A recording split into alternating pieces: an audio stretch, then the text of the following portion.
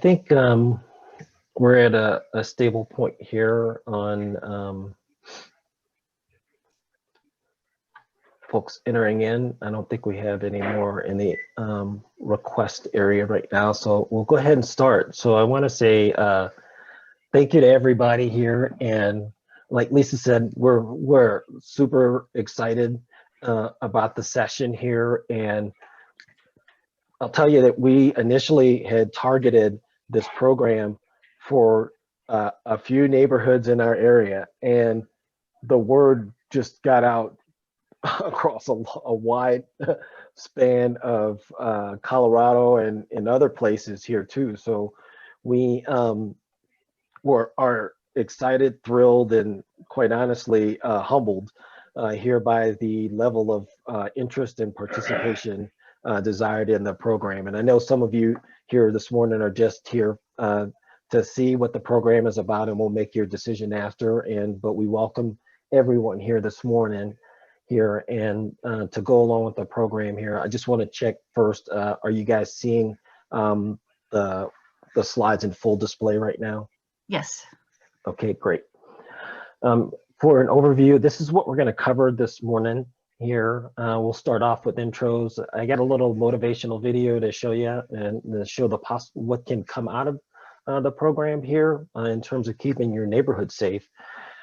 Give us a little background on our organization and why we created the program, and getting into that focus of what we're doing with it, and to talk a little bit about the neighborhood ambassador program, and then a couple of folks that we worked with that made a huge difference in their neighborhoods to get it going. And these folks are the ones that got us motivated to put this program out here. And then, talk a little bit about what's the way ahead for the program going forward through the 7 weeks. And we realize and understand that this is quite a significant time investment for you, but I think you'll find that the end result will be well worth the investment that you made up front.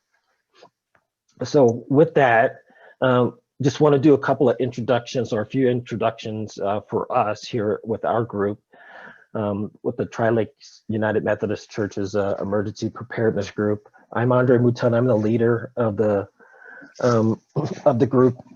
We've been around since 2012, and I've been the leader since shortly thereafter. I have both a motivation and an interest from a personal and professional standpoint.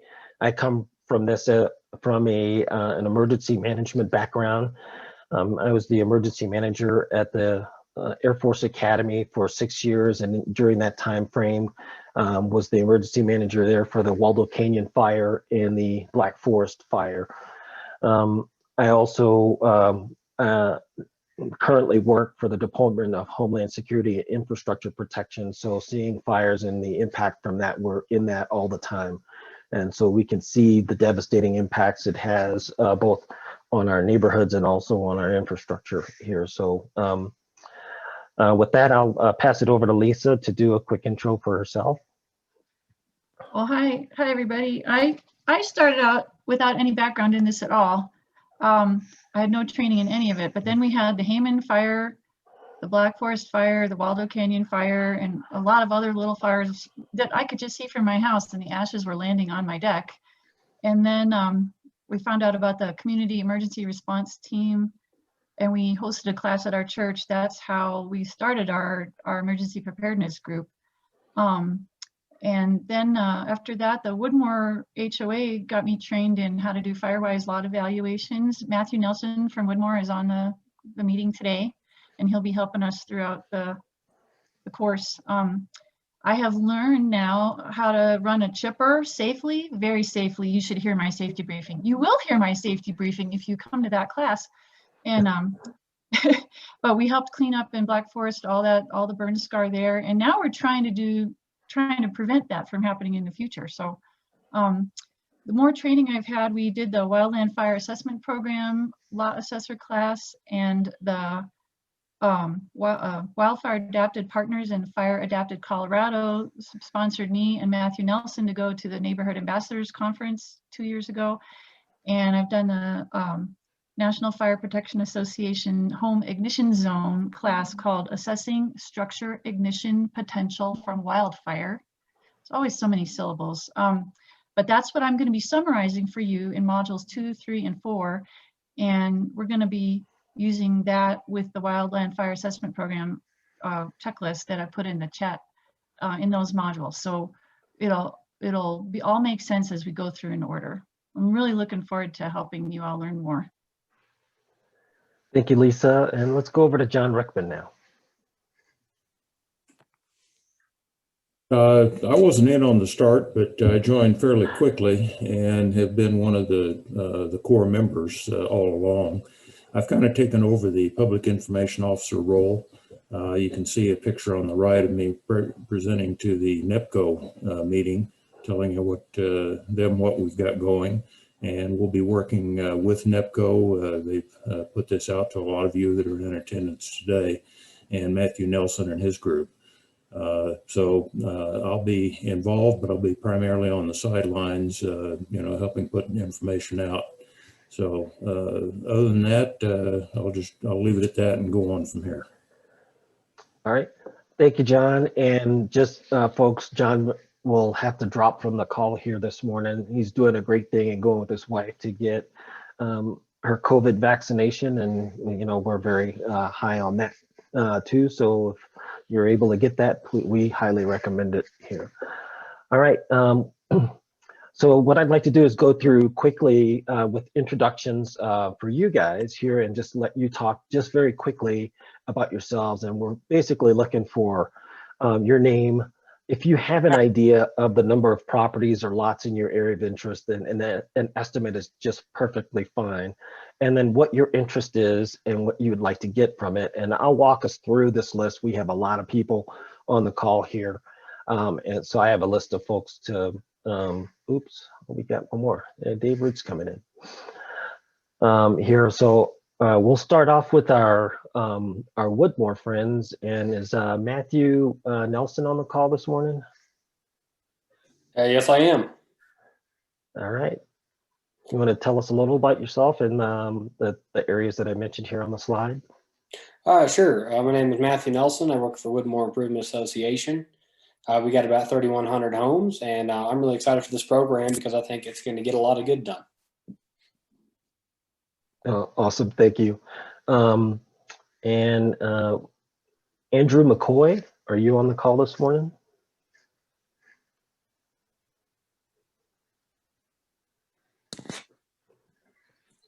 Okay, nothing heard. We'll go with Tom Smith. Are you on the call this morning? Yes, I am. Can you hear me? Yep, a little low. So if you could speak up just a little bit, please. My name's Tom Smith. I'm the director of the Forestry Directorate of Woodmore. I work with Matthew. I've been trained to do Firewise evaluations, and I'm here to learn as much as I can. Thank you for the invitation to join the meeting. All right, thank you. Thank you for being here.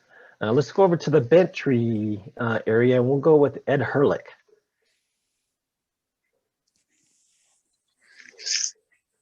Let me unmute there. Morning, I'm Ed Herlick, one of the residents in Bentry, almost 260 lots over about 600 acres, about half of which needs to be mitigated. So that's my interest. All right, thank you for being here.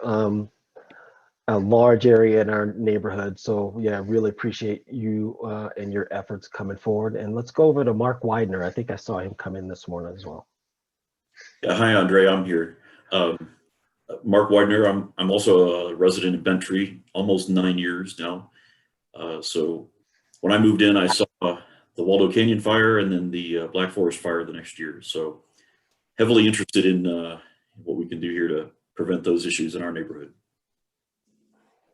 Awesome, thank you for being here today. And let's go over to Jackson Ranch now and Craig. Yes, we're a lot smaller community than Woodmore and in Bentry. I believe we represent about 31 homes. And we're just really kind of getting started here, and just here to learn what we can. We don't have a lot of dense growth and things like that on the lots. They were mostly cleared out, many years ago. It was a working ranch here, and so we just have some small areas, but we want to learn and keep up with what's going on. All right, Craig, thank you. And yeah, but you guys are very close to a densely vegetated area too. So whatever you could do to help that is great. And I'm not sure if Marlene Brown is on this morning. Marlene, are you on? Oh, there Yeah. you are. See? Yeah, I'm here. Sure. So yes, I am the president of our HOA at Jackson Ranch, and we are interested in doing, what mitigation needs to be done. We do have some old growth trees, and we're looking forward to doing our first chipping day this year. So we're trying to get all of our residents involved. Super awesome. Thank you. And it was great visiting with you guys. It seemed like it was so long ago that we chatted in the neighborhood and did the tour, and looking forward to moving forward with you here on that conversation that we had just at the beginning of COVID. Let's go over to Ridge at Fox Run, and Julie, are you on this morning? Yes, good morning. I'm in charge of the Forest Education and Fire Mitigation Committee, and so I'm always looking to learn more. I think our neighborhood has been doing really well over the years, but of course we have to continue. Well, thank you. Yeah, and we all have lots of work to do here, especially in our monument area, and we'll see every little bit counts and is very helpful. Let's go over to Higbee Estates and Allen. Are you on this morning? I think I saw you. Hi, Andre. Yes, I'm on. Can you hear me? Okay. Yes, sir. Good. Yep, loud and clear. Okay, so yeah, so thank you. I'm Alan Feldkamp. I'm not sure if my colleague is on, Bill Schumann, but Higbee Estates is 83 lots spread, all treed, spread over about 320 acres. We're a Firewise community, and we've been active for about 8 years now, thanks to a guy named Bob Schlips, who some of you may know him, but we have a very active large chipping program that we run each May, and we're working toward getting things cleaned up just like everybody else is. But all our lots are now full and everything's developed, and lots of new people in. So I hope to use this to kind of educate them. That's my goal. Thank you. Awesome. Thank you for being on board, and we'll continue over with El Paso County here, and our Palmer Lake friends, Gary Faust.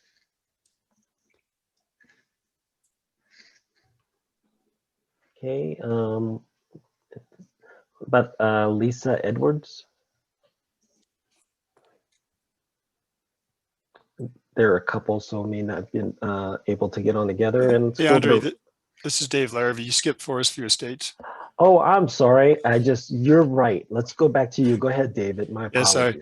So this is Dave Larrabee. I work with Team Rubicon right now. I represent the 20 homes in the Forest View Estates filing 4, but there are a number of other homeowner associations around here. So probably the number of homes I'll represent will be about 60. And we've got about a mile of the national forest that borders these properties. So we're pretty interested in what's going on. And I forgot to mention my background. I'm a disaster chainsaw responder. So I'm used to doing a lot of fire mitigation throughout Colorado and then response throughout the country. Thanks. That's awesome. And one of the things that we're going to talk about as we go through the program is getting an inventory of a skills inventory of your folks in your neighborhood, because you may find folks with amazing skill sets and experience like David's. So that's great. Thank you for bringing that up. And yeah, I'm very familiar with your area over there. We were interested with our neighbors on the north end of the academy when I was over there. So we were watching what happened over there. My apologies once again. let's see, Reed, are you on the call this morning? Yes, I am. And can you hear me? Yes, sir, loud and clear. Okay. Yeah, I'm in Palmer Lake, and we're Palmer Lake, of course, this area, along with Gary and Lisa, who you tried to get in touch with earlier, are right at the base of like Chautauqua, Raspberry, Sundance Mountains, and we are considered one of the most vulnerable areas along the entire Front Range to wildfire, along with Forest View. And we've worked with CUSP in the past around chipping days. And we also have the Palmer Lake Fire Department now on board. They did one for us last summer, and we're scheduled to set up a couple more for this year.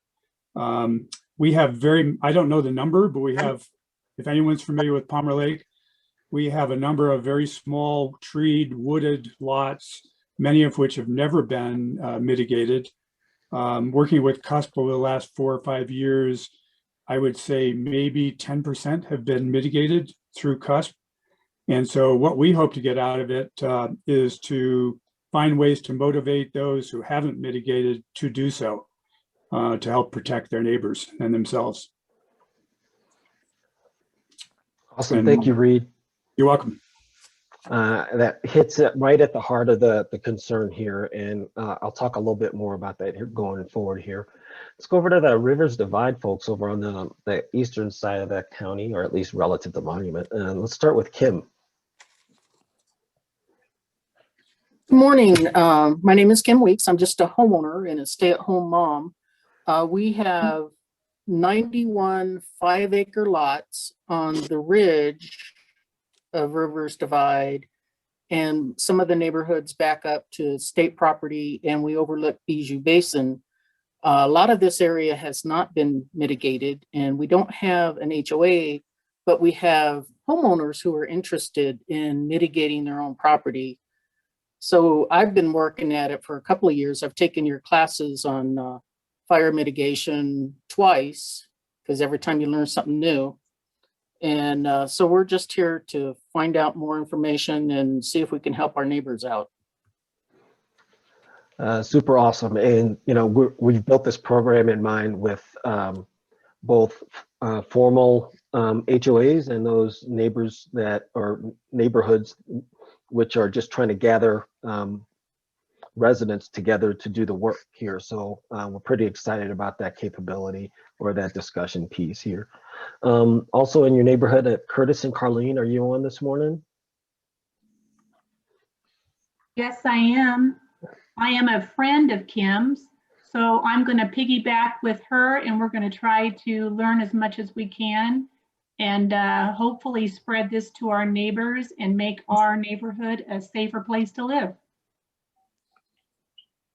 Awesome. Thank you. Appreciate your thoughts and your willingness to do this. And let's, one of your other neighbors, Susan, I think I saw her on this morning. Yep, I'm here. I'm yes, a neighbor to Carlene and Kim, who got me interested in this. I'm a recent transplant from Western Washington, where we actually do not have this problem. So moving out here and hearing about the fires and living in the middle of this drought and watching everything be brown and realizing that we don't actually have any fire service that would get to our area in time to do anything really in terms of protecting life or property, I realized there needed to be a lot more personal responsibility. So I'm with my neighbors here, hoping to be some sort of help to our neighborhood at large. So thank you so much for offering this program.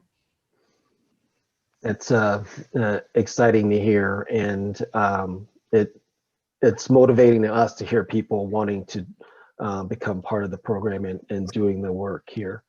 Let's go to the Pikes Peak Mountain Estates and Teresa. Hi, yes, I'm Teresa Allen. I am the president of the HO in Pikes Peak Mountain Estates. We have 27 lots, about 67 acres, and we're located right off of Pikes Peak Highway. going up the mountain. So we have a lot of tourism up here. And we're wanting to get started. This is our first year getting started with mitigation. We've applied to be a Firewise community, and we actually have a forester starting to remove mistletoe trees right as we speak. So it's the beginning of our process, and I'd like to have some good information about how to get residents excited to buy into doing all this work. Andre, can you let Colleen in? I did. Okay. I said she should be. Yeah, she's in. Sorry, I might have been slow there. Go ahead. Sorry. Hey, no problem. Yeah, Colin or Teresa, we actually did some work 2 years ago in your area with. We worked with the fire chief there to try to get some folks together, but she, as you know, is a very busy person. She runs a business as well as the fire department here, so we were able to get a few folks some work during that time period, but we really understand the concerns in your area.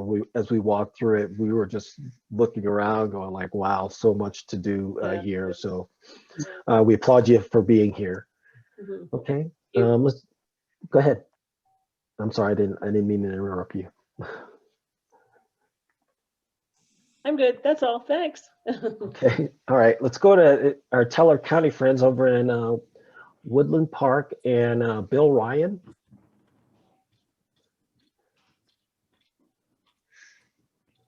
Okay, he may not be on this morning. I think I saw Peter this morning. Yes, good morning, Andre. Peter Scanlon. We live in a small neighborhood right off of Highway 24, right up against Pike National Forest. And I am a interested citizen and neighbor. I'm a committee of one right now. Yes. Have no organized effort in our neighborhood, but we are ripe for burning down when the fire hits. And as I wrote to you, it's all fine and good that our home and property is mitigated pretty well, but that's not going to really matter if, you know, a number of our other neighbors, and it's no judgment, it's just what happens, are not mitigated either. So I'm hopeful of learning how to begin at the beginning. And I really appreciate you and others' efforts in committing to this. It's not like you don't have other things to do with your life. And when this came across, I really jumped on it because I've been to a number of NetGo presentations, but going to the presentations is different from actually trying to do something. And I'm hopeful after all this to figure out what I can do in our small neighborhood. Wow, awesome. And you get it. And so we're anxious to try to help you gather folks around, and you'll hear from Becky later, but you know, same sort of thing, army of one, gathering everybody in a committee, and it just, that energizer can create a lot of energy in the neighborhood overall. Just take that person like yourself. So let's go with Robert. Are you on this morning? I think I see you.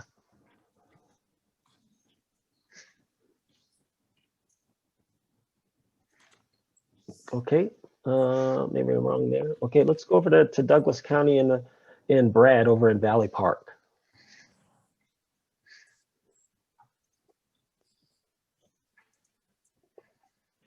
Okay, he's not on this morning. We'll go over to Jefferson County and Evergreen. I know I have, if I could, Cindy, we'll come back to you on the next slide. Here we have you as one of the partners, since you cover so much area. We put you with the group of folks that are similar there, so I'll come back to you, I promise. Over in Evergreen, and this is, I'm amazed, we have 5 folks besides Cindy on here, and let's go with Nancy. Hi, I'm Nancy Balter. I live in Genesee. We are an original Firewise community, but we have lots of work to do. I've been involved in community education for probably 20 years on the subject of fire mitigation.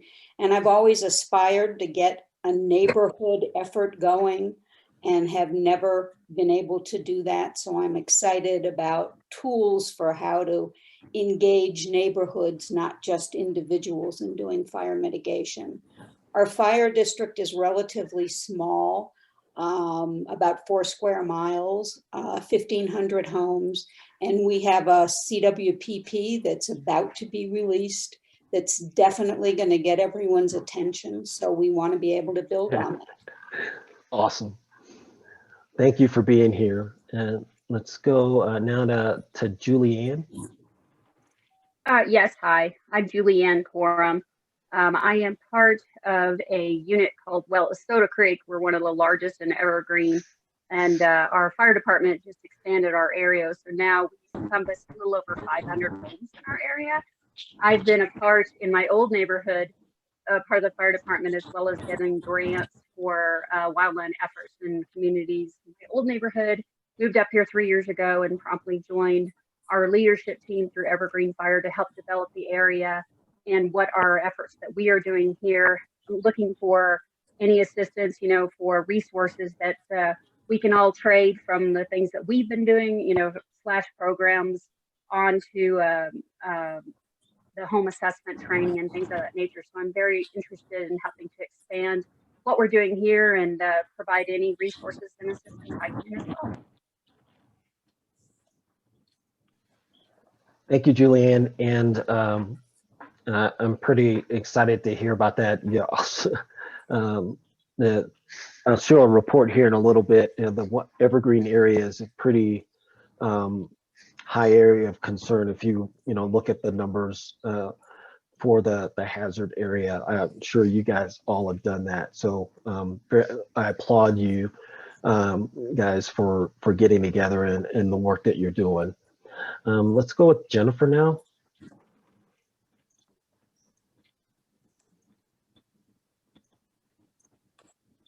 Okay, she may not be on this morning. We have a couple of folks from Buffalo Park Estates over in Evergreen. Mary Ellen.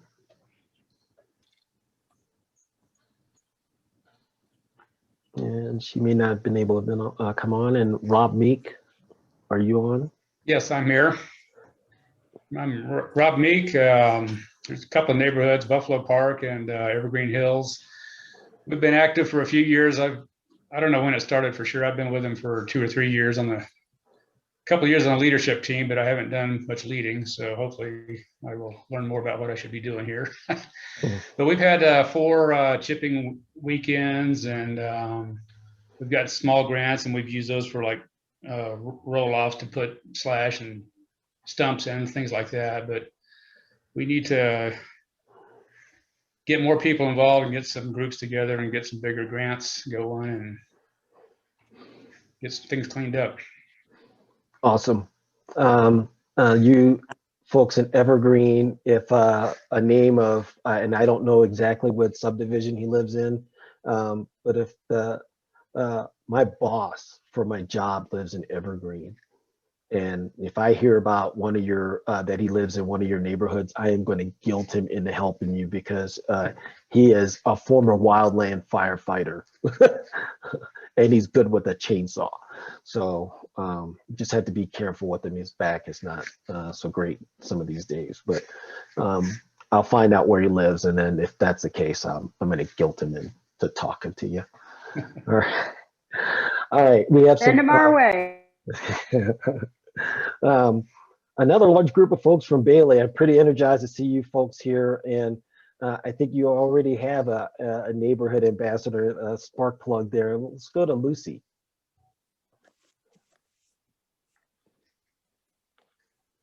Oh, she's not on this morning. Okay. Sorry, I just had to unmute. Yes, I'm Lucy Bauer. I live in Bailey. We've been out here for. Hello, this is Kim. Hi. Yeah, I can hear you. Okay, so yeah, we've been living out here for a couple of decades or more. Maybe it's, yeah, probably 25 years. I don't want to say everything because there's several people from the same subdivision, but we're a relatively small subdivision with large lots that backs onto BLM and forestry land, public forest behind us to the west and to the north. And we did go through a fire in 2002. That was the Snake and Gulch fire. So some of us have firsthand information of having a fire go through our properties. But I have a background in ecology and also some training in doing home ignition zone assessments and forest health and mitigation and stuff like that through a small business I just started and working on my own property. So I'm really interested to see what's involved with working on this sort of thing in a neighborhood. I'm also a member of Fire Adapted Bailey, which is our local nonprofit that kind of pulls people together to help let them know what can be done and how to energize things in our subdivision, well, in our county actually. So Awesome. Andre, That's watch for one more person who should be logging in here. okay. All right. Thank you. Let's see. Where were we? Bonnie Smith.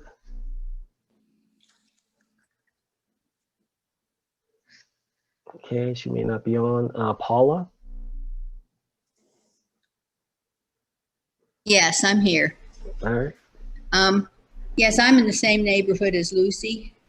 And some of our concerns here, we were kind of mitigated, I guess, by the snaking fire. But we still have some cleanup to do. And one of my concerns, the area that we live in, there's 13 homes in this neighborhood, and we have one way in and out.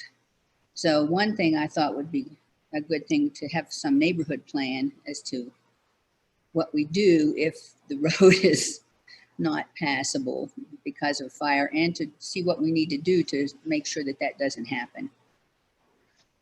That's a great viewpoint. We'll talk some about emergency preparedness as we go through this too, and then the focus on that road and making sure that it's safe for you to evacuate, and then also for first responders to come in is important. So great viewpoint. I'm glad you're bringing that perspective in. Let's go to Jim Snyder. Are you on this morning? I am. Good morning.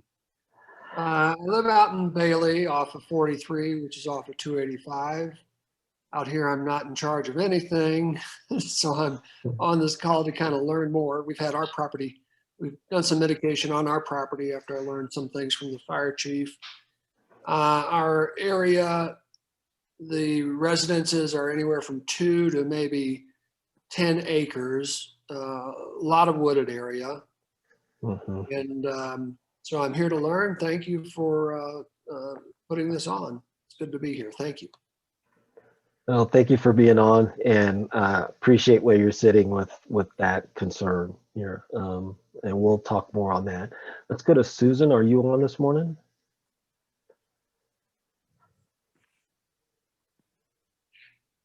Okay, no, she may not be on. Eugene and Roxana. Roxana and Eugene Kearns. We're neighbors of Lucy and Paula. We live in Bailey Estates. The lots here are at least 35 acres, and we want to learn how to make our community safer. And we thank you very much for this educational opportunity. All right, thank you. And as far as neighborhoods go, the award winner for the furthest away from Monument is Sandy Brown in Havre, Montana. Are you on this morning? I am. Havre is 40 miles from the Canadian border. I'm delighted to be participating in this. I am an ERT, early response trainer for the Mountain Sky Conference. We do train and touch a little bit on wildfires, but this looked like it would be so much more in depth. So I'm looking to learn more things that I can train more early response people with, and also work on the mitigation as you work through this program. So thank you. Thank you, Sandy. And when Sandy references the Mountain Sky Conference, she's mentioning referencing the Mountain Sky Conference of the United Methodist Church. We are so excited to have you on board with this. I've been affiliated somewhat with the Disaster Response Committee with worked some with Gary Haddock in the past here along the way, and he's helped out with some training. So looking forward to furthering our relationship with you guys here going forward. So excited. All right, I'm going to move over to now some of our interested observers and partners here. I'm not sure if I see her this morning here, but we have some really close partners we've been working with here along the way, but I'm not sure if they're on. First is Fire Adapted Colorado and Rebecca Samolsky. I haven't seen Rebecca or Ashley on. Yeah, not seen Ashley on as well. These folks have been very helpful in the materials with getting information to us. Oh, Doug Kiggins, how about that? There he is, good, okay. Coming in here with building the program here. So I'm excited to have them aboard, and we'll talk more about them in the future.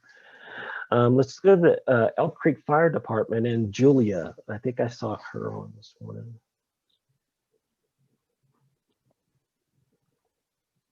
Yep. I'm Julia Kalish, and I'm a wildfire mitigation specialist with Elk Creek Fire. And so we have a home assessment program and Muted. Yeah, Julia, can I ask you to speak up some? You're very low in your volume. yeah, when we get closer to is this better? A little bit better. Okay.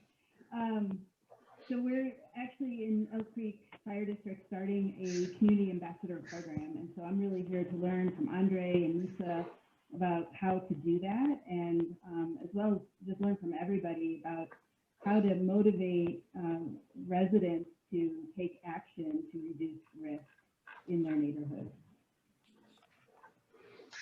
Super awesome. Thanks, and great to have you on board here. Let's see, over at Warford, I'm not sure that Paul Branson is on. Are you on, Paul? I haven't seen Paul, but they have Yeah.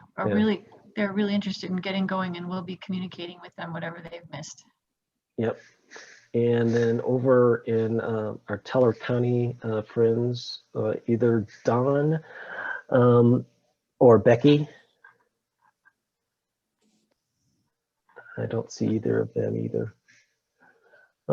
Okay, let's go over to, let's see, Teller County. Yeah. Okay, let's go over to Rotary Wildfire Ready and Cindy. Hi, hi everyone. Andre, thank you guys for organizing this. I think this is so important. What Rotary Wildfire Ready started in early last year, basically, and we really looked at our mountain community in Evergreen, Conifer, Genesee, Bailey, Pine, that area, and we're one of the highest risk areas, wildfire risk areas in the state of Colorado. And we really wanted to try to organize and building awareness and preparedness in our communities, get people ready to go. So I'm involved in that project. We're doing a lot of educational outreach. We have a great safety team. 3 of our Rotary Wildfire Ready members are on this call. Nancy Bolter, John Putt, and Lucy Bauer are all on this call too. I'm also a leader of the Community Wildfire Protection Implementation Plan, and quite a number of our members are on this call as well.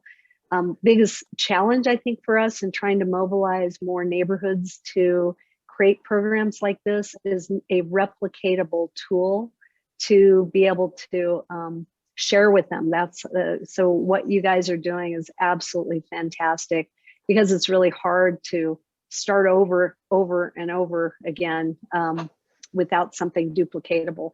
So our Rotary Wildfire Ready team is also really interested in the model that you're sharing, so that we could figure out how to be able to amplify your message as we go forward too. Thank you. I apologize for missing some of your folks there. The administration with keeping up with the requests and challenging here going forward. Before I forget, I need to make an apology in advance if there are a lot of dogs barking in the background while I'm speaking.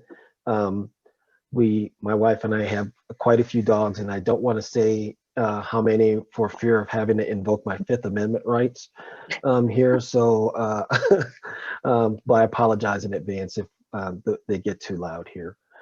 Let's see. Let's go over to South Metro, folks. We have Kim and Colleen on. And Kim, are you on? I think I saw you. I am, and I apologize for not being muted earlier.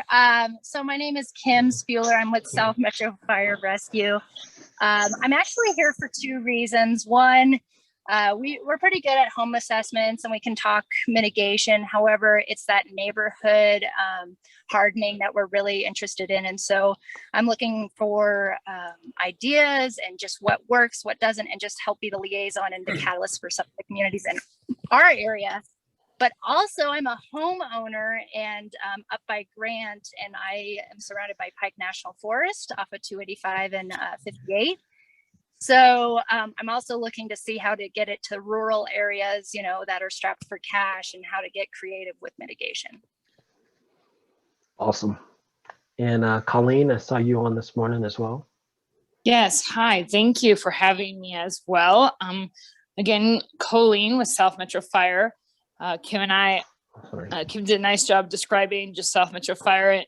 We are just between Castle Rock and Denver area, and have 29 fire stations, and the amount of square miles is huge. But if you can kind of picture Cherry Creek State Park, Chatfield State Park, Castle Pines, and Parker and Littleton area, we have a lot of urban area, but we also have a lot of WUI as well. And so, and then my second part is that I also live in a heavily forested area in the Franktown area. And so we do a really nice job with getting out just as a group, but we really are looking for how to get that neighborhood community involved so that we can really make some more progress with some of the subdivisions that we have. Awesome. Wow, you have a lot of areas of interest with this. So thank you for being with us this morning here and in the future. And over to Golden, I don't think John Priestley is on. I don't see him. John, are you on this morning? Okay, no answer. And also now for the Observe Partners, the winner for the longest distance is Charisse. I apologize if I didn't pronounce your name right, but from Ashland, Oregon. Thank you, Andre. Can you hear me? Loud and clear. My name is Charisse Doriak, and I am interested in this program as a member, commissioner on the Oregon Wildfire Safety Commission, because we are trying to prepare our community, which is over 7,000 properties in about 7 by 2 square miles, for what we know is an inevitable catastrophic event. We experienced a fire in September called the Almeida Fire, which started in Ashland at the bottom of our watershed, and because of very strong winds, it blew to the communities to the north, destroying 2,800 homes, mostly trailer parks and underserved communities. It was a wake-up call for the community, and I am trying to take advantage of that with others in the commission to develop a program run by volunteers where home sites assessments are being conducted. But my big concern right now actually is to figure out how to facilitate risk reduction in a community, a town. This is not a rural situation, although on the edges it's rural. And I am familiar with the Fire Adapted Colorado program, Neighborhood Ambassadors program, because of course I took on wildfire mitigation, but I haven't seen it extend into cities. And as you know, in the West, cities are burning now. And so I'm interested in getting ideas for how to make it possible using faith-based organizations and volunteer organizations to motivate an entire city to prepare for wildfire. We are considered a wildfire hazard zone throughout the entire community. And I also have a connection with Colorado. I own a home in Boulder. I used to own a home in Evergreen. And my career was spent in fire management, mostly doing prescribed burning and what was called prescribed natural fire management in the national parks for 35 years.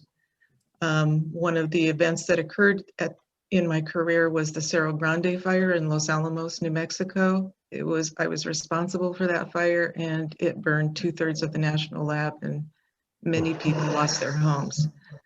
So I have a personal motivation to help. Thank you. That's it brings such urgency to why we are doing the work that we're doing with this to bring folks together. And as you've seen, everyone's seen so far, there's a great wide swath of expertise here. But a lot of that focuses on developing the techniques, with doing mitigation here. And we'll talk a little bit more about it here going forward, but this is about a people business here, and how do we get people together in areas that to own their own forest. We had one other person come in, and he's a really good friend of ours here. I'm gonna put him on the spot. We've been doing introductions. Doug Higgins was an integral part of our group standing up here, Doug. So we'd like to introduce yourself and what's your interest in going forward with the program. Well, I'm honored. That makes me want to cry. Thank you very much for the nice introduction. I love mitigating. It's my hobby. We bought more land, and when the weather's good, I'm out chainsawing, chipping, and mitigating. I like to teach people what I know. And what I know is a constant education. I go to every fire meeting possible. My wife says, "Why do you go?" I said, "Because every time you go to a fire meeting, neighborhood meetings, whatever, you learn more." And I just wish everybody would mitigate. So I'm here to gain an education by listening to you all. And thank you for the introduction. All right, thank you, Doug, here. And so we'll go on to the next part here. It's still a little motivational video here. And you're gonna hear a group called Wildfire Partners mentioned, but what I want you to listen for is, well, one, I want you to see the picture and the video of what was done in this particular area. But I wanted you to hear the perspectives of the residents that lived in that area. And when you hear the term Wildfire Partners, I want you to think about your particular organization and your little Firewise team. Be that same type of group like Wildfire Partners, and you'll be able to see what the art of the possible is, okay? The Wildfire Partners is a local group, all volunteers. There are experts within there, but there are motivated residents that brought this about. So I'm gonna have to do a little bit of a changeover here with coming out of my presentation and bringing in YouTube here. So ask your patience here for a second here.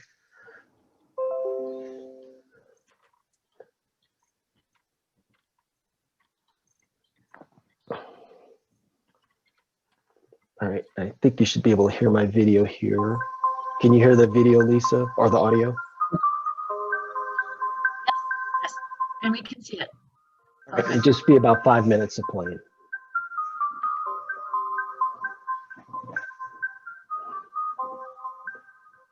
Personally, what I had to do when the recognition, I mean, it was like, what's going on? This can't be real. And when I drove up there and then finally saw that, no, this was coming down on top of us, it was like all of a sudden, put your emotions aside and just get focused. You know what you have to do it. Work the plan. Don't think about it. But recognizing that this may be it. It is on top of us. We did not have any warning. So all we could do is react, take what we needed, and go.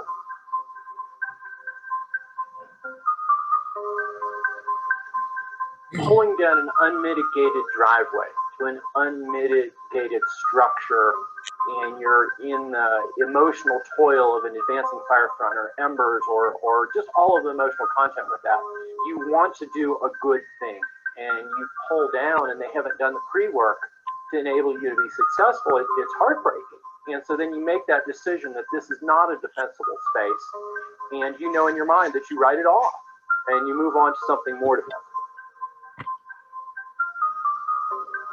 I had done a lot of work, weeks and weeks of mitigation, all directed by Wildfire Partners.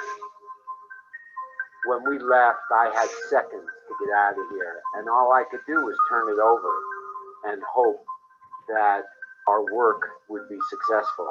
Turns out it was even better than my highest expectations. And I think that's really because we took our time and did all the work that was necessary. We thought we were going to have to clear cut the whole property, and it turns out we didn't have to do that at all, and especially all the aspens around the property, which serves to protect us, and they did protect us. They actually saved our land. You know, the Smokey the Bear prevention idea is kind of very 50s, and we now have to think about living with fire. And Wildfire Partners helps that process. To learn how to live with fire is more important than just hoping that somebody else is going to take care of putting it out. So as the fire started, the wind shifted to its predictable pattern, came right towards the house. And because of the low fuel load around the house, the fire literally just followed the fuel around the zone 2 sections that were mitigated and never actually came to the house itself. So the result of that mitigation left enough greenery that we have a very nice landscape while the forest has been completely destroyed around the house. It's very easy to get attached to trees, and especially mature trees. So it takes a little bit of effort to think through what it's going to look like if those trees do catch fire. Wildfire Partners, I think, to some degree, the benefit of it is self-evident if you look at the Cold Springs fire. I knew that a number of my neighbors on the road that I live on had participated in that, and then there were some homes that I didn't know had participated. And I can tell you that I hadn't participated, but being the fire chief, I thought to some degree maybe I knew as much as Wildfire Partners. And I think the benefit is that even having been in the fire business for 26 years, it is a fresh perspective on your property.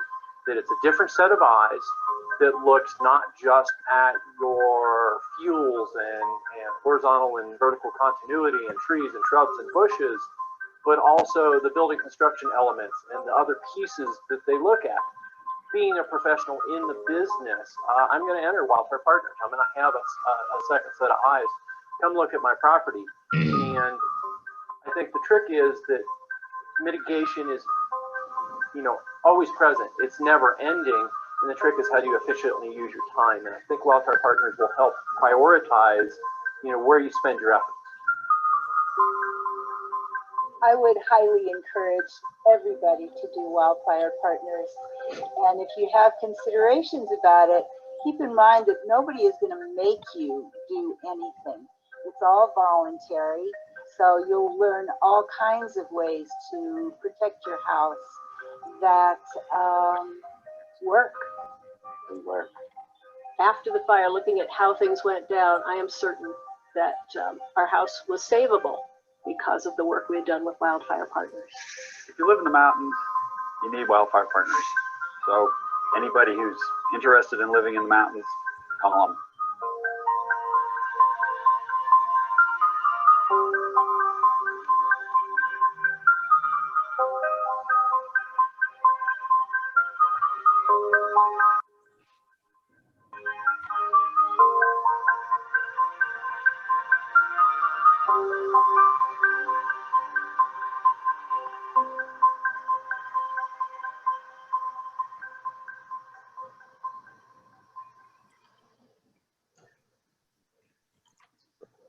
So pretty impressive with the work that the folks were able to do in that area here, and that can be you in your area. I'm not saying that it'll happen overnight, but it takes a lot of work to get there. Let's move on and provide a little bit of background on our group here.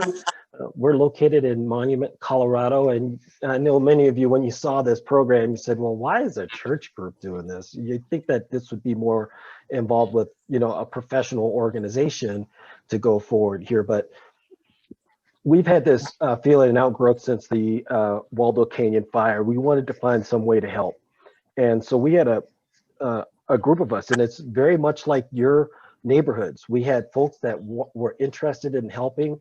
We weren't quite sure exactly how to do this here, but we went through and worked with folks that knew what was going on within how to do the work here. We kind of grew over time from a restoration organization, basically helping folks with cleanup, to now moving towards the front end of that, and how can we prevent this from occurring and that loss. We talked with homeowners that lost their homes in Black Forest, and to hear their stories was heartbreaking here, and you could see their property. So we decided to just keep pressing forward, and you can see our mission statement here. And doing the work of Christ by preparing and educating a network of local citizens to help others in our community. And we're having to expand our concept on community here to many areas here. But in times of disaster, that's after, but now other needs of assistance, we're kind of thinking about that on the front end now. And how do we do this with mitigation, risk reduction work, et cetera. So the heart and soul of our mission set are these areas here: preparedness, wildfire preparedness and restoration. We are members of the El Paso County CERT team here, and we're a subset of that, if you will, but we work very closely with them, and they've sponsored us with some training. For instance, the wildfire assessment program training that we went through was at the Colorado Wildfire Academy, and we were sponsored by El Paso County Emergency Management here to attend that training. So we keep a close relationship with our county folks and our professionals, because we know that we don't know it all, and we want to be able to maximize the resources that they have, as well as be a partner with getting folks trained. We do our own first aid and CPR training. Our trainer there teaches professionals at local community college. She is very good at what she does there, but that's another service that we provide, and we have our own equipment to do this training. And those of you that are here locally, we welcome you to join it. You'll probably not find any training that is that you can get to this extent for $30. That helps out. And, excuse me, I'm going to go ahead and mute a few folks here that hearing a little bit of background noise. And then we do emergency preparedness training here. And what you see there is Lisa teaching a course to the seniors, group of seniors in our church, and that's a senior emergency preparedness. So we do, these are the main areas, and we focus in. We have a lot of partners. We cannot do this alone. And what we'll encourage you to do is to get partnerships in your area. So for instance, the folks that came aboard that were talking or that were from Evergreen, I already see a connection with Cindy there. That's a great assistance that you can get there. And we're going to try to connect you with your professionals as well as we go through the program. I already mentioned the Pikes Peak Regional Office of Emergency Management. That's kind of expanded from just the county to include the city of Colorado Springs due to the home rule aspects.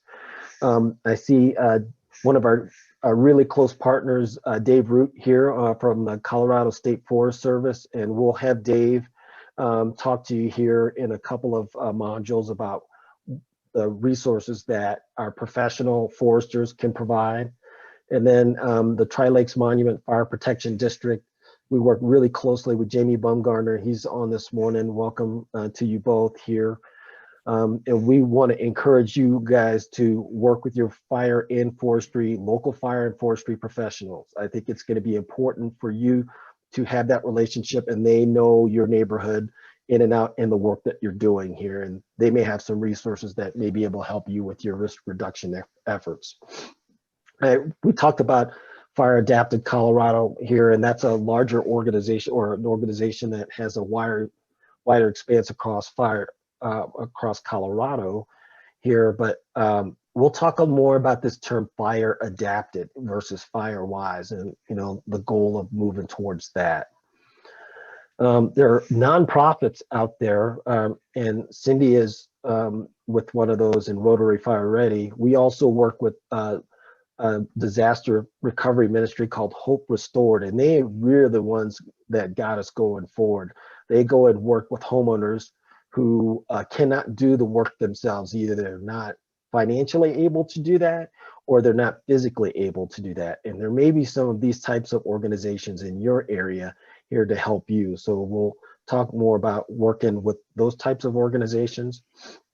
And then Black Forest Together, they are another nonprofit that look to help folks recover from the Black Forest fire, but now they're looking into now bringing in a healthy forest in the Black Forest.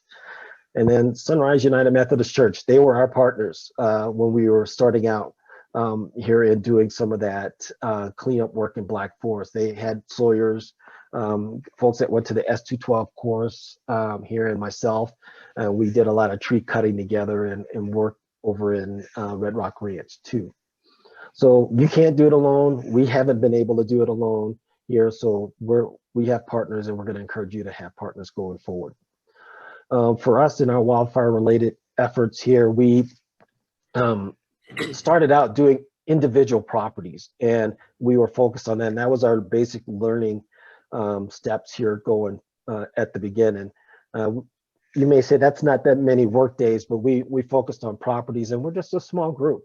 Here our core group is only about 15 people, so it doesn't take a ton of people to do that here. So we did get some other folks to come in on onesie twosie type of project days here, but we helped over 30 homeowners do individual properties, and then we started moving in the chipping days here, and then we found that we were able to help more folks, and that kind of moved us towards this model here.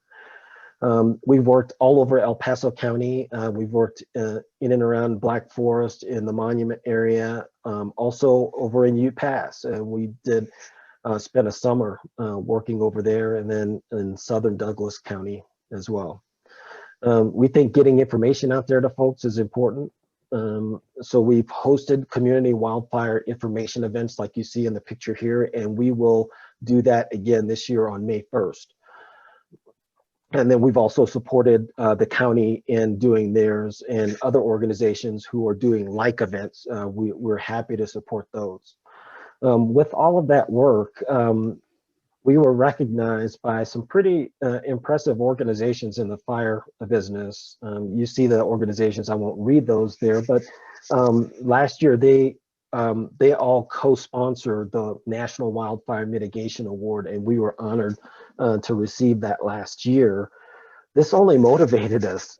How can we use this and going forward here? But we want to feel like we owe a debt of gratitude for that recognition. So that motivated us to do this program. And I'm proud to say that we've not charged one dime for any support that we've done. We get everything that we do is through the support of our church here with the budget that we receive each year. And that will go the same for this program.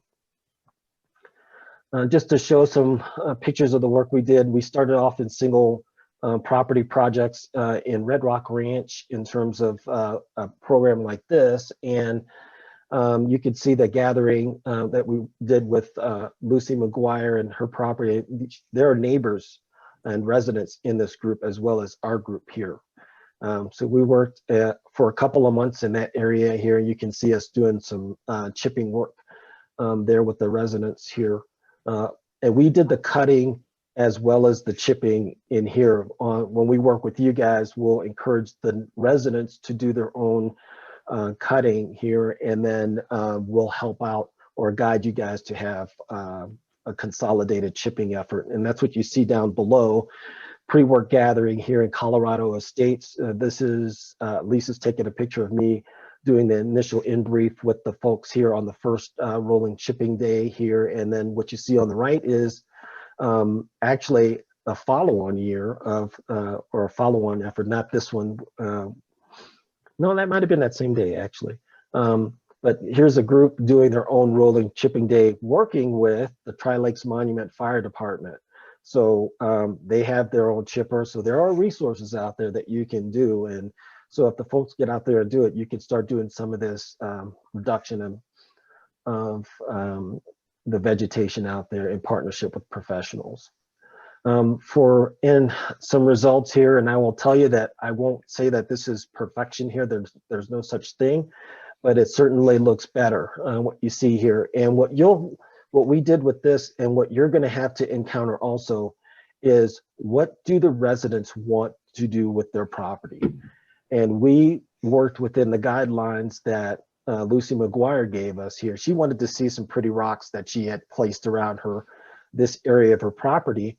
But in other areas, she wanted screening, and we did the best that we were allowed to do with her. I would say that the bottom picture, there are still concerns with ladder fuels here, but it looks much better than what we had before. And so reducing a lot of that vegetation is still helpful. It's not perfect, but it's helpful. So why did we create this program? And here I'll explain a little bit on this diagram before I go forward here. To center everyone, the light purple area here in where my mouse is the Air Force Academy in El Paso County. So it's hard to see the gray area and the white writing here, but north of that is Elbert County. And then over here is Douglas, and then Jefferson County. And then we have Teller County next to us. And I think for our particular area, that's the representative area. The red areas that you see there are high risk and highest risk of wildfire, according to the Colorado Forest Atlas. This is a Colorado State Forestry Forest Service product here. And then what you see also are CWPP communities, community wildfire protection plans, those that have formal plans, and then below that, Firewise communities in the light purple. So we see, in essence, a lot of folks saying, oh, I'm a Firewise community. Okay, we should be fine. Well, you're surrounded. Either you're still a high risk area, or you're surrounded by national forest or public land that is at high or highest risk. So we want to emphasize that a lot of high fuel loads and fire risk areas here, despite having Firewise communities and community wildfire protection plans. We've also seen that there's a lot of information available. You can go to many different sources to find the information that we're going to talk about here. It's not for a lack of knowing the techniques and the skills needed for it. So the information is out there. And then there's a perception that government organizations will come in and help, but they're not going to do that on private land. The government organizations are responsible and focused, and they're challenged with working on public lands or with the responsibilities that they have for public lands. So what we see is focused efforts are needed in privately owned lands and then energizing whole neighborhoods. People are interested in doing this work, but they really need to know how to do it, but they're not sure how. So we see this as our service opportunity and how we can help things out here. We've seen the span of the process here. I will tell you that we consider ourselves as experienced in these areas, but we know that there are experts that are deeper in any particular section of this process. And our thought is, let's leverage that expertise. We don't have to be the experts in everything, but we want to connect everybody to that here so that we can bring forth the best information to folks so that we can put it all into one program here. So that's our thought and focus here going forward. Additionally, I just wanted to bring to your attention that this report, there was a report done after the 2018 Camp Fire. And this is the one that was in Paradise, California. If you remember, 85 people died as a result of that particular fire. And in this study, they did a look at 5,000 communities across 11 states. And these are not large cities, these are smaller communities here. What that report resulted in is a discovery that there are areas, or at least for us, what we noticed in that report, where there are areas inside El Paso County, and I looked very briefly at other areas here, but that were at high or higher risk than Paradise, California. So in that report, the scale was from basically 1 to 5 in the level of fire risk, 5 being the highest risk here. Paradise was at 3.81 out of 5, and the study median of the 5,000 communities was at just above 2. In our local area, Green Mountain Falls and Cascade and Chipeta Park in the Ute Pass area are at higher risk than Paradise, California. And then I look at this report also for Evergreen, and Evergreen was at little over 4. So you're showing at higher risk than Paradise, California. And of course, this is just a study here, but you walk in your neighborhood, you could say, well, yeah, it's not that hard to understand. Areas closer to Monument, we're not as high as Paradise, but we're pretty close. And then everywhere else, Monument, Black Forest, Colorado Springs are above the study median. So the risk is there, and we know it, and so let's get after it, is our view. So with this campaign, what our focus is on, 3 different particular areas. One, we want folks to work around and get vegetation reduced at the ground level within 30 feet around residences. We also want a focus on ladder fuels, so working that vegetation that allows a fire to climb from the ground into the tops of trees, or what's called the crown fire here. So we're looking to try to prevent that. And then we want folks to look at avenues of approach, ground level vegetation along driveways and then along roadways. One thing that we remember very distinctly from one of our fire information days was talking to Jamie's predecessor, John Vincent, about his experience during the Black Forest fire. And he talked about driving in Black Forest, and that he and his folks in their vehicles could not travel any faster than a walk because the vegetation that was along the roadways had burned and created so much smoke there that they were in near zero visibility for that particular fire. So we want to help avoid that. So the goal is to try to improve home survivability, evacuation safety of the residents, and then improve first responder safety for those folks that are coming into the neighborhoods. We think that this work can be performed by folks doing the work. They just need the knowledge and then the focus on what to do, and at relatively low cost. Handsaws, loppers, those types of things will help reduce a lot of this lower level of vegetation here. When you get to the larger trees, that's when we need a larger amount of help, in terms of financial aspects. So grants and those types of things come into play, but there's so much lower level vegetation that needs to be addressed first by folks here. Let's get after that. And, we're going to try to help with the chainsaw piece. Every time I hear about a chainsaw and people using a chainsaw, I get a little nervous about that from a safety perspective after going to the S212 course here. But we think that a lot of this work can be done by homeowners at low cost, and we've seen it. We want to bring in the concept of neighbors helping neighbors. So bringing neighborhood groups or getting neighborhood groups to be created, or groups of residents banding together can ease that work burden. And then there are some residents you'll find who have that difficulty of performing this work themselves here.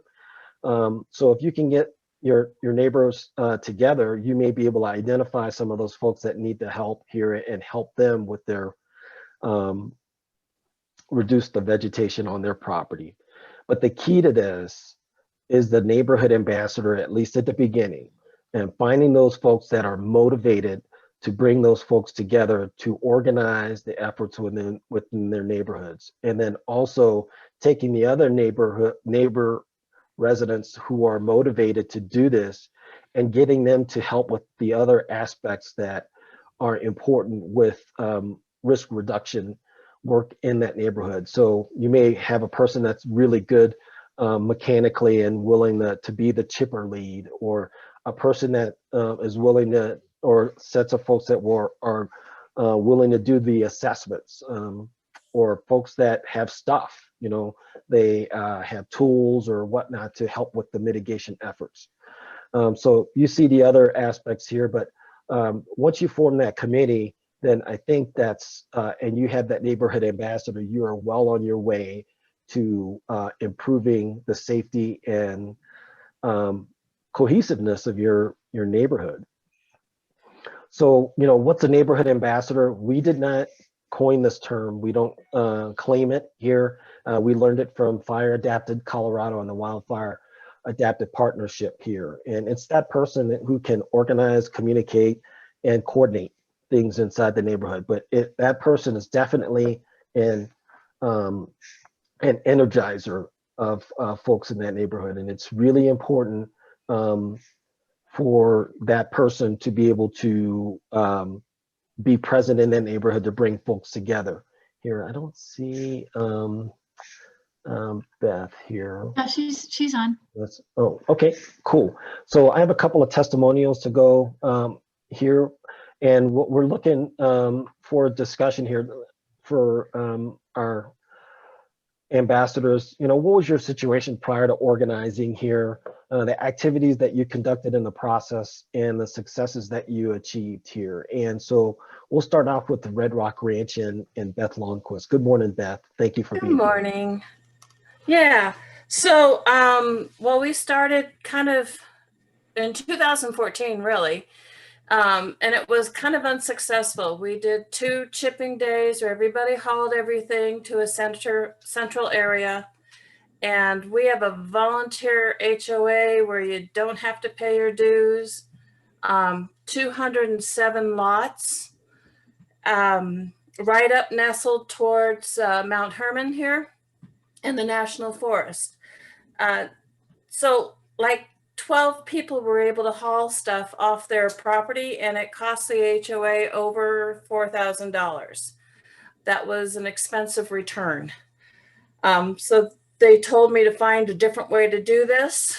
And as the HOA president, I went to the Tri-Lakes wildfire information that they were giving out in May of 2016 or 17. With that, they told me I can't do this alone. I came up and talked to Andre, and he said he would help. So the idea was to demonstrate a mitigated or partially mitigated property that did not look devastated, just mitigated. And we did Lucy McGuire's property, and I can't believe the pictures when you showed them today. It really did make a difference. So from that, we did our community wildfire preparedness plan. That's the CWPP. That got us connected with Dave Root, who is here today. That also got us connected with Jamie Bumgardner. Since then, we've been doing rolling chipping days. The nice thing about doing Lucy's property is it did train our homeowners how to run a chipping line, basically. And we could do rolling chipping. By doing that, we were able to do about 40 to 45 homes a year for the last 3 years. Now, it's just reducing fuels. We have not become fire adapted yet. That's our goal. I thought we could do it in 5 years. Jamie said no. Jamie was right. It will take us a little longer. We have reached out for grants through the state, Colorado State, and the Firewise program. Those were with the assistance of Dave Root. And we got some of those. We also were recognized and reached out with the National Fire Protection Association, and we were one of 7 neighborhoods in the whole United States that were able to receive grants and start doing more fire mitigation We have a strong community here. We have somebody that goes actually out and he's certified to do the fire mitigation check assessments. It was great. The best way to motivate your neighbors is it's money. It's always about money. If you have a Firewise protection or Firewise designation, your USAA insurance is a discounted. I'm trying to work with Terry Carver and other state people to pressure the various insurance companies to continue to do that designation. You do a little bit of Firewise on your property, Firewise mitigation, and you'll get a discount. That's important. And by having the HOA do the rolling chipping, that's free for people if they donate to their HOA. So by rolling that cost in, we are hoping to protect the whole neighborhood in a few more years. Our goal is to become fire adapted.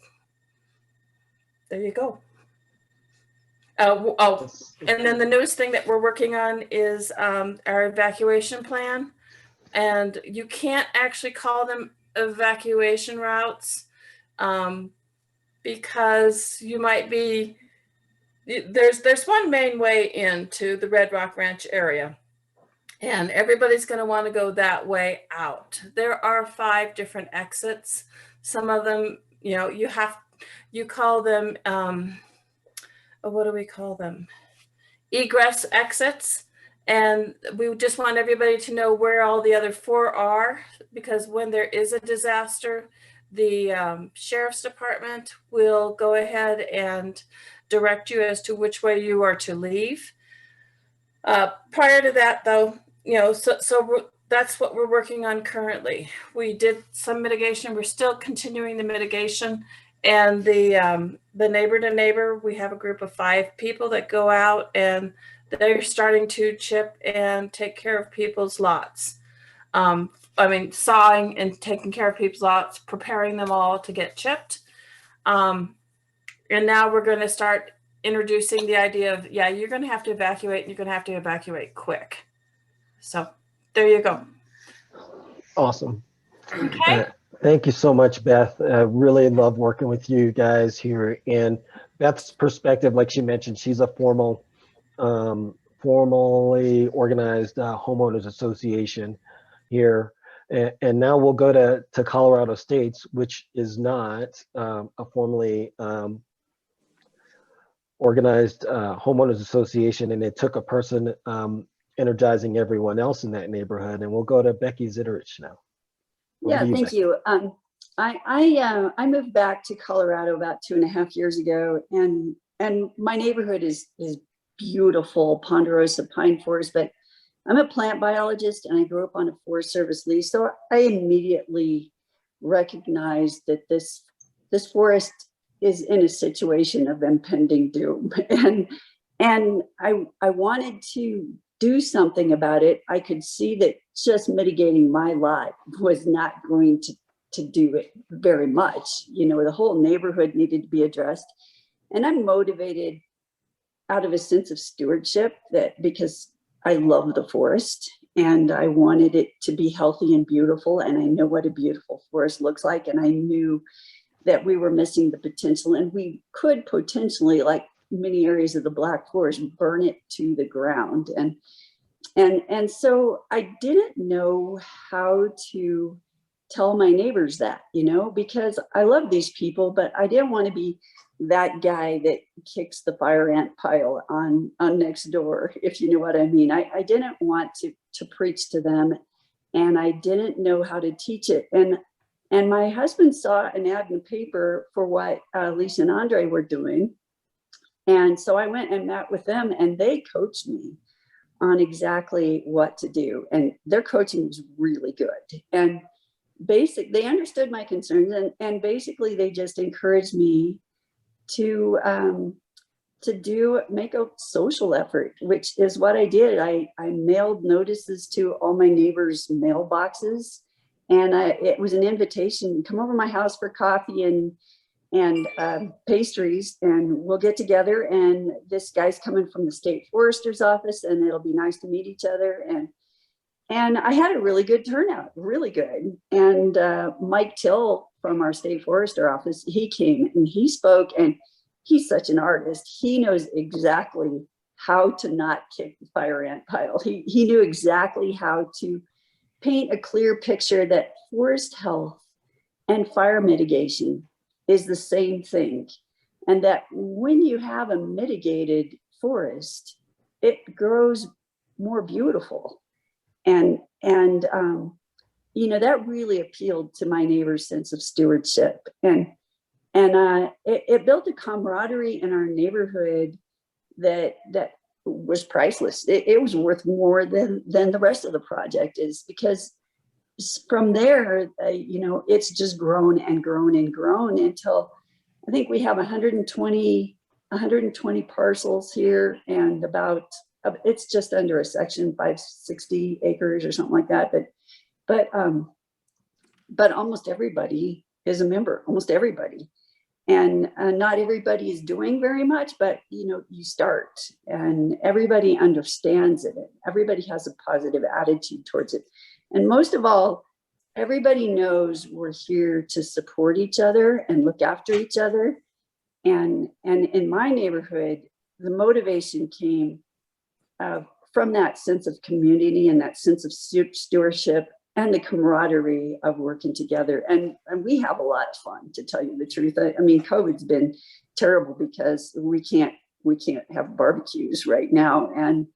But that's going to come back. And I think, sure, we have a long ways to go.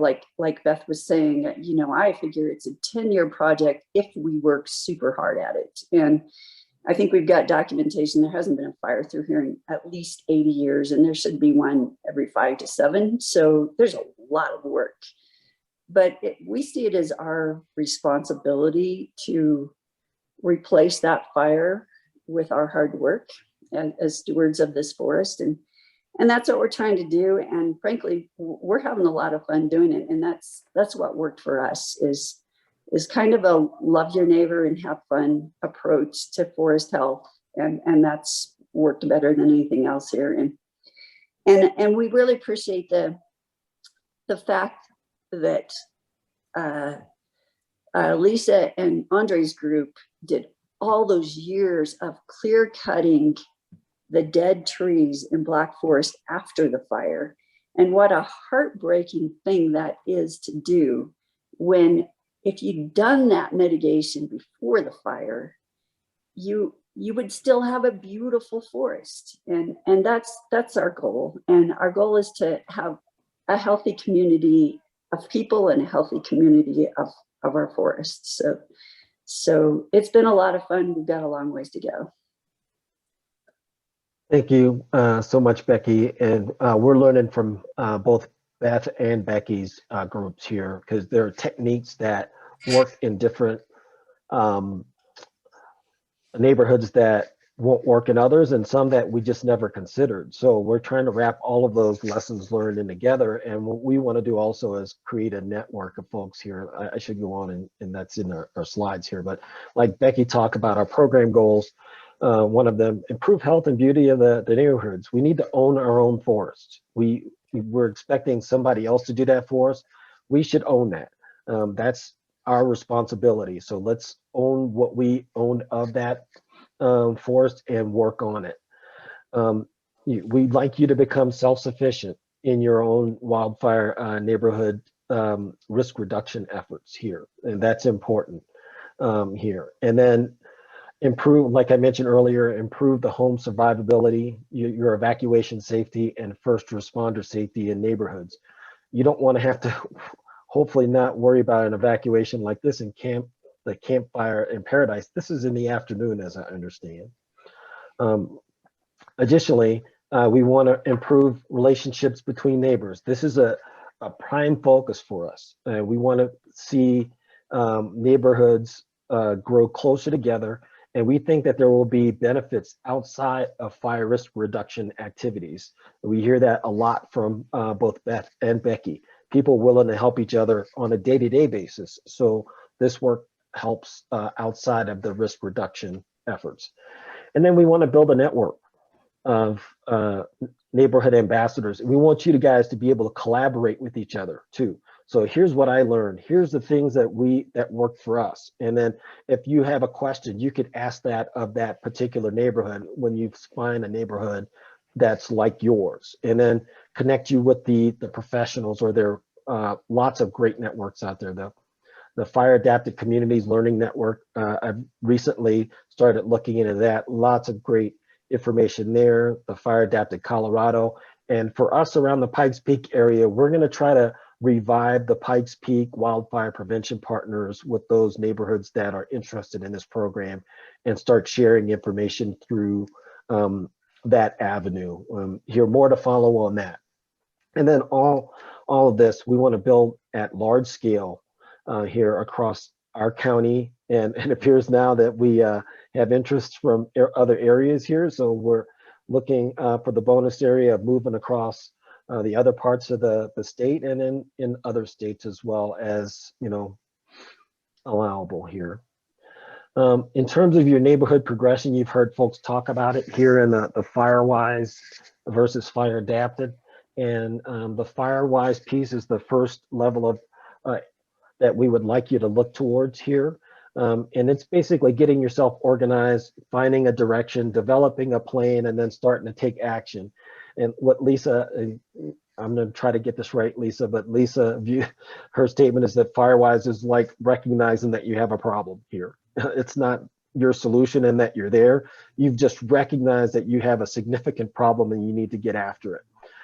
Your long-term goal is to become fire adapted. So become knowledgeable, become engaged. And then if a fire does occur in your area, you're at a point that you can evacuate and be an early evacuator, and know that you have a good likelihood, or let's see, an improved likelihood that that the actions you've taken so far can result in survivability of your property and your neighbors here. Now the FireWise USA, this is a National Fire Protection Association program. There is a formal recognition of that, like Beth mentioned here, and there are signs that you can put in your neighborhood to help promote the efforts here. So those steps are doable, and I'll talk about that in Module 1 here. But the Fire Adapted is, there's, to my knowledge, no formal recognition of that other than something post-fire, which we hope you never have to experience. For our activities and schedule, we're going to do classroom sessions to present the concept. So we'll go through slides and provide the supporting documentation. We're going to try to do that and get those to you beforehand. If not, then we'll get them to you during the session and definitely afterward here. There is a practical application that we're going to use to reinforce concepts. So like for the wildfire assessment program here, we're going to do a couple of classroom sessions, and then we are going to go out to properties and do those assessments. Here, we're going to demo an assessment and then let you get the practice of doing one yourself. So we'll bring the forms with us so you can get a practice of doing that.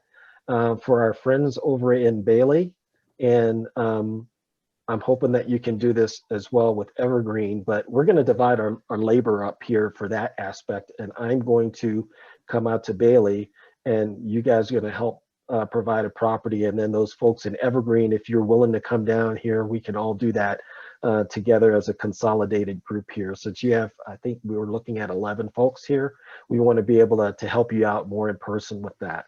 It's not that far away, and I drive all to Lakewood all the time. So that's, I think, a good way to go forward. And then also, we're gonna give you homework. So we think that just doing briefings and then hoping that something will happen usually results in nothing happening. So we want to encourage you to do work along the way. And so we're gonna give you each a homework project as you go along here. And the incentive of doing this is that we're going to look at the progress of each of the neighborhoods. And then we're going to look at who's been the the front runners in terms of the work that's done here. And then those neighborhoods that we view as the front runners here, we're going to select a neighborhood as our demo project neighborhood. Unfortunately, we're going to have to limit that to the monument area, but we will demo rolling chipping day in your neighborhood. And then we'll follow that with being supportive of you and being present in more of an over-the-shoulder advisor piece here. But those areas outside of monument, we're willing to receive a chipper rental reimbursement for those other areas. So we'll ask you to, pay for it up front, but we're willing to reimburse your area for that chipper rental just to kind of give you some incentive. And we're talking about $500 here for a full day of chipper rental. So at the beginning of each session, we're going to start out that session by reviewing the homework. So it's like going to school again.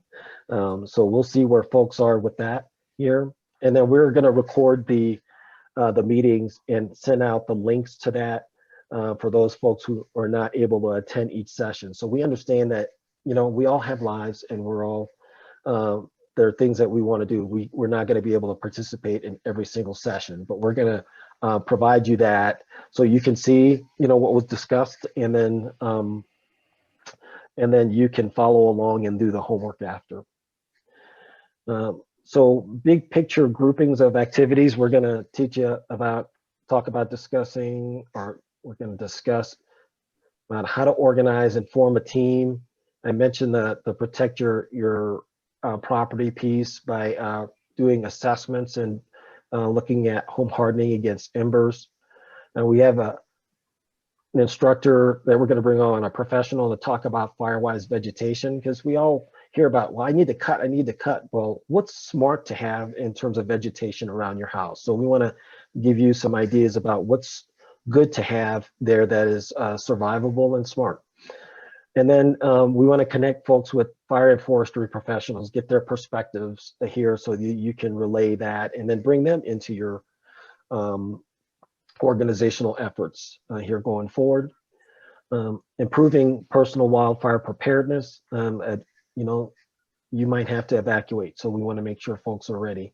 And then we're going to plan and conduct rolling chipping days. So we're going to talk about all the aspects of planning that project out, some major considerations along the way, and then give you a couple of templates that will help you plan your own chipping days going forward. So what does that look like practically here?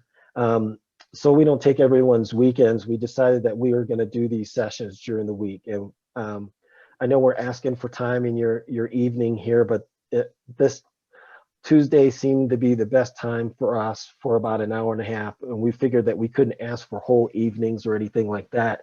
So that's why the program's a little bit longer in terms of the number of weeks here. But the first few modules here are about what I mentioned earlier, getting organized, doing the wildfire protection program or assessment program here. We have folks in our local area. When we initially built this, we were looking at the monument area. So we know that spring break occurs the week of the 23rd here, and folks like to leave the area. So we decided to take that week off. But what you see in blue are in-person sessions here. So we'll do the wildfire assessment program, the exercise, basically the practical application. And notice that session starts a little earlier in the day because we want to take advantage of the daylight while we're doing this. And then we get into the other areas, connecting with your fire and forestry professionals, and then getting rolling chipping days done. So how do we do that? I'm pretty excited about this Module 8 Firewise vegetation. Very few, you hear about home ignition zones a lot and what to do with that, but I'm really excited to see a whole session on Firewise vegetation. And then we are going to do a Wildfire Preparedness Day at our church, like you saw in the pictures earlier. We are going to try to do this in person, depending upon COVID conditions and what the county or state rules allow here. If not, then we'll transition that to a virtual platform. We'll try to get that information out as soon as possible here. We're still in the planning phase for that. And then you can see the other modules doing the personal preparedness, ready, set, go. And on this chipper operations leader training, notice that this is on a Saturday and it's for 3 hours. And we're going to get in the details about what you should do on that chipper project day. We're going to try to link up and get a chipper folks to demonstrate how those work, how to use it, some of the safety aspects with it. You know, what should you have? You know, what type of equipment should you do? Who should do it? Here are the considerations for flow inside your neighborhood. Some of those very detailed considerations for that. And then we start getting into the season of doing work, folks. On Saturday, May 22nd is our rolling chipping day demo here that we're going to lead and perform, but we're going to recommend that all the ambassadors come out and observe and assist here so that you could see how it's done during that day. And then after that, we're going to turn you loose. And then it's up to you at that point to organize your own chipping effort. And what we're going to try to do, based on the schedule that you guys give us, to have a person or persons from our group in with you on those days to provide advice, et cetera. At a minimum, we'll be happy to talk to you about the planning aspects here, and then the execution there if we're not able to be there prior to the event here. So through June through September, we're looking for you folks to then start working and venturing out on your own to start doing those projects here. And then at the end of the season on October 5th is when we're looking to do an end of season review. We may change that date based on what everyone's saying, but we definitely think that this is a piece that we want to bring into play, in that we want to see what successes that you've been able to garner.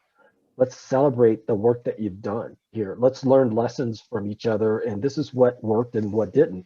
And we certainly want to know how we can improve this program going forward. So we want to have this out everywhere so folks can basically take it and run with it, sort of like what the Wildfire Adapted Colorado did with us. They gave us information to be able to do this type of program, and then how do we get this out to other areas and other states?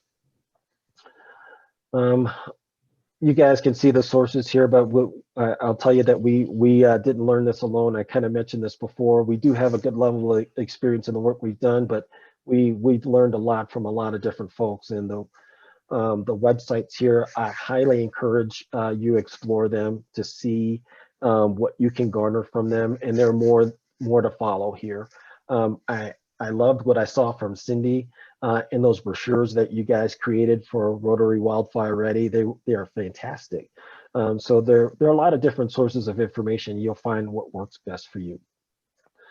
So your first homework assignment, and I sent this out earlier to folks here, is to take pictures of your neighborhood as it exists today. Go along those roadsides.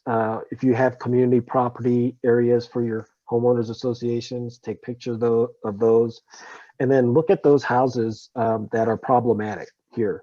Do they have vegetation along the driveway that's risky for evacuation or for firefighter access? Please, no addresses in the pictures. We don't want to have folks being called out individually. We just want to get representative samples, and then you want to be able to know that those areas are areas that you're pretty sure that will be worked on in the future here, so that you could take a look at it afterward and see the progress. Because when you see those before and after pictures, they're tremendously motivating for the group. And then send them to us here. So we'll cover that in module 1 and then going forward. If you can't get them by Tuesday, that's fine. We understand, but we're counting all of that as progress towards the rewarding of the chipping day. But we want this mostly for you going forward. So with that, we'll open it up for questions. Yeah, we Yes, have a question Lisa. about, will the slides be available on the website? I plan to email them to everyone eventually. Yes, that takes a little bit longer for us to do, quite honestly, here. I'd rather get them in your hands quickly here, so I will email them, and eventually we are looking to post the slides and recordings online as well. here. So we'll open it up for others. I just want to point out a couple things beforehand. We do have our own equipment trailer here with stuff we have here.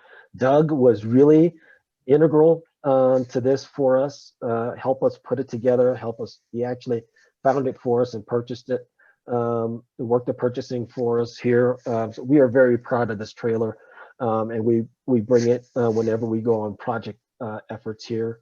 And then we talked about Margaret running the skid steer. She did that with us in Black Forest. So we have seniors working in our group here, and so there are folks at all levels that can do this type of work here. So I apologize for running so long. I didn't think our introductions would take so long, but that was good sharing, I thought, here too. So are there any other questions that you're seeing in the chat, Lisa? Well, no, Beth had one mentioning about keeping track of your hours, but we'll talk more about that later on in the courses. But yeah, that's important piece when it comes to grants here. So I would record any time that you're doing here. It doesn't have to be, an extraordinary level of detail. I know there are some forms and templates out there for collecting your hours. We do have one from the Fire Adapted partnership here that we'll offer to you. We'll just open it up here for folks that have not posted it, questions in the chat here, and just open it up generally to ask questions. Here's one. Do you know if Baptist Road is an evacuation road, and then could the trees along the road be mitigated by some organization? I don't know that for sure. Jamie, are you on? Do you know whether or not that is? Could you answer that question in terms of the evacuation road? Hey, Andre, I'm on here. Baptist Road would be an evacuation route that would be used by the county, I'm sure. Can the trees be mitigated? That's going to be dependent upon the right-of-way issue.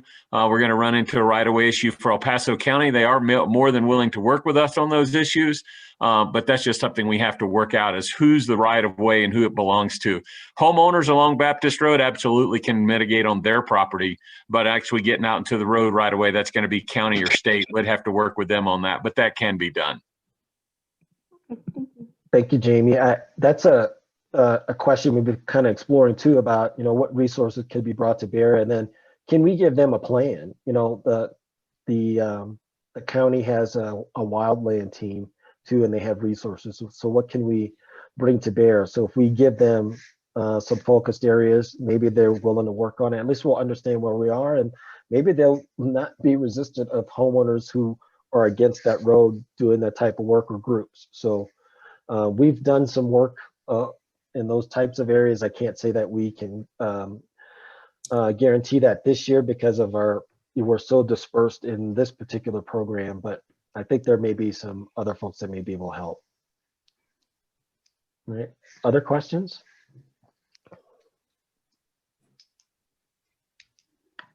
So we look forward to seeing you on Tuesday for work on your homework. Oh, I posted in the chat, if it's of any help, some guidelines for taking pictures in an organized way of your property, and then take pictures in those same 8 places at the end of your project, whenever that may be, and then you'll see your before and after pictures too.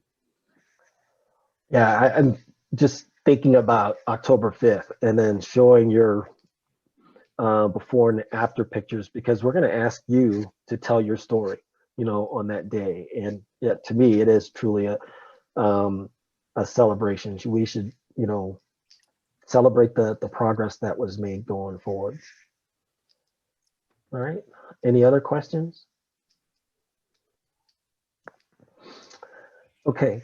So going forward here, I know some of you are just interested in the kickoff meeting here. If you're not interested in going forward, I will do this by exception. Please let me know that you're not interested, and we'll take you off the mailing list. But all the other folks that signed up initially, even if you just can come in periodically, we're just going to retain you on the list going forward here. And I hope not to do a whole bunch of spamming of folks here, but I know there's some folks that I still need to send some meeting invites to for the session. So I will do that. And then also the same link that we're on today and the login information, will be the same ones we'll use for all the sessions. So if you ever get confused about which one the meeting invites will, or the connection into the Zoom meeting will be the same for every Zoom meeting session. So please keep that handy, but we'll re-emphasize that going forward and forward it out here so you have it more at the top end of your email container going forward.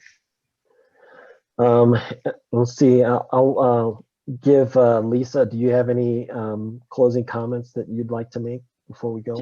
Just keep track, write down your questions. They may be answered in various modules along the way. And if you miss one along the way, just email us and we'll help you get oriented. We know it's a lot of information. So we just hope to, give it to you in amounts you can take in, and hopefully you can build up some momentum along the way. And all of a sudden you're going to say, wow, this really is doing something. So we're excited that you're all here. Well, that's awesome. And I'll close out by saying thank you for being here. Thank you for telling us the stories that you've given us this morning. We welcome you during the sessions, you bringing in your expertise and your experience. We do not think that ours is all encompassing.